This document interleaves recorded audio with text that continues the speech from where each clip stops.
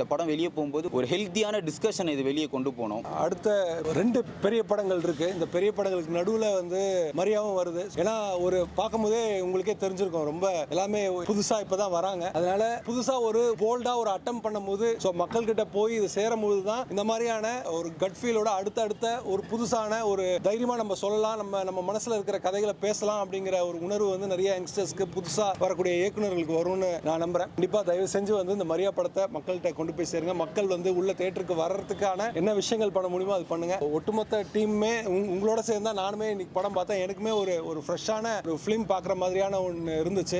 ஹரி மாதிரியான ஒரு புதுசான யங்ஸ்டர்ஸ் வரும்போது மட்டும்தான் இந்த மாதிரியான புது அட்டம்ஸ் வர்றதுக்கான நிறைய வாய்ப்புகள் இருக்கும். பேர் ஆதவன்.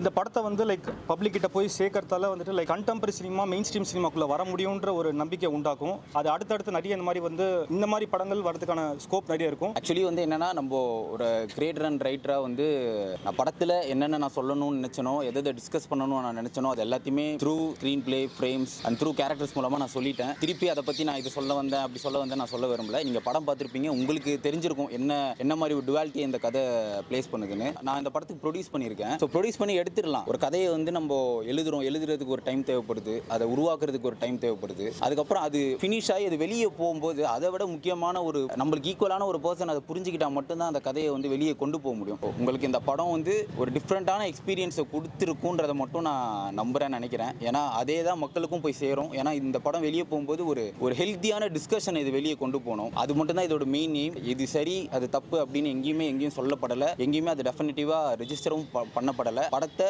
முடிஞ்ச வரைக்கும் நீங்கள் மக்கள்கிட்ட போய் கொண்டு சேர்ப்பீங்க நான் ரொம்ப தாழ்மையுடன் கேட்டுக்கொள்கிறேன். நன்றி.